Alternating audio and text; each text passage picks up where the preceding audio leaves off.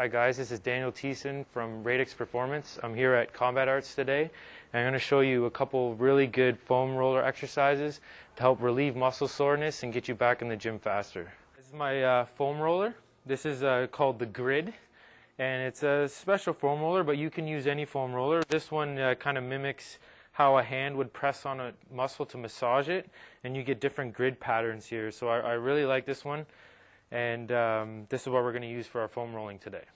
First exercise we're going to do is we're going to roll out your quad muscle. Now, when you roll out your quad muscle, you want to get right over the foam roller. And if it hurts a lot, you can keep one foot as a base to relieve a little bit of the pressure. And you just want to slowly roll back and forth over the muscle, right from the beginning of the kneecap right up to your hips.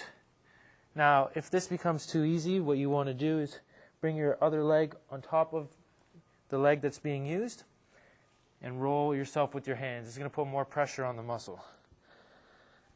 And again, the slower the better with this. You can really push out the muscle. You can find little kinks or knots, and you spend a little bit more time on those kinks and knots. And I recommend doing about 10 passes on each muscle group. Now, the second muscle group we're going to do is your hip flexor. So we're going to work right in this area right here. And a lot of guys have a lot of problems with their hip flexors. So this is a great way to get those muscles working properly. And it's just like you were doing with the quads, except for now you're just focusing in on this one area. And when it becomes, you're able to handle it, you can get right up, putting all the pressure down slowly back and forth. The next one we're going to do, and this is a problem for a lot of guys and a lot of runners, is their IT band, which runs down the side of your leg. This is a really good one because there's not a lot of ways you can really stretch your IT band. So this is a great way to relieve a lot of the pressure and make sure you're good to go next time you work out. So again, you can start off with one foot down to relieve a bit of the pressure and slowly rolling from the top of your knee right up to your hip. Now when this becomes too easy or you're not getting enough pressure, just put all the pressure down, slowly rolling. Again, you want to do about 10 passes per muscle group. We're going to finish off today by stretching two very common areas that need to be stretched, not only amongst fighters, but all athletes in general. I find, and I've had myself very tight hip flexors, and I've kind of modified this stretch to help me stretch them out. I find a lot of them that you find in magazines and videos, they don't work so well, so this really works for me. So what you want to do is you want to get into a seated lunge position with some kind of a pole or a squat rack or something like that you're going to be able to pull yourself into the stretch.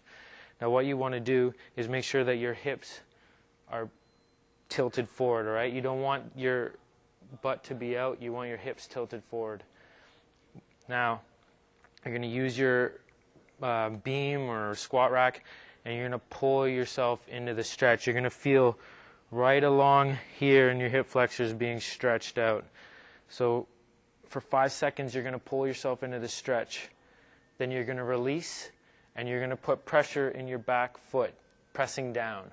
Now when you press down on your back foot, it's going to engage the hip flexor.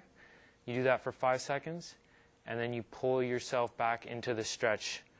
And what this does is it allows you to stretch further and get more range of motion in there. Again, once 5 seconds are up, you're going to release, put pressure down into your foot to engage the hip flexor, and then for 5 seconds you're going to pull into the stretch. Now you want to do 3 sets of 3 5-second holds per leg, and that should be good for your hip flexors.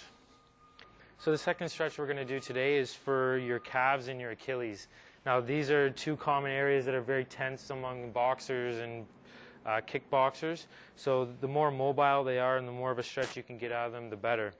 So what we're going to do is you're going to find a step. Any step can work. It could be a step in your house or it can be a step-up box here. And all you're going to do is with a straight knee, straight leg, you're going to have your ball of your foot on the step, putting pressure down. Now, if you want to get deeper into it, you can hold a dumbbell and get really deep into that stretch, feeling your calf stretch right out. I like to hold this one for about 20 to 30 seconds for 3 sets each side. Now, it's very simple to switch into Achilles stretch from here. All you have to do is start bending your knee. Once you bend your knee, you're going to feel that stretch going from your calf down to your Achilles tendon. This is going to be another great stretch for all you guys, especially if you guys work out and do squats and deadlifts. This is going to give you way more range of motion. It's going to make it a lot easier. Again, with the Achilles, you want to do about 20 to 30 seconds of a hold. Then you can rest 30 seconds to a minute, and you want to do about 3 sets on each leg. And then you'll be nice and flexible and ready to go.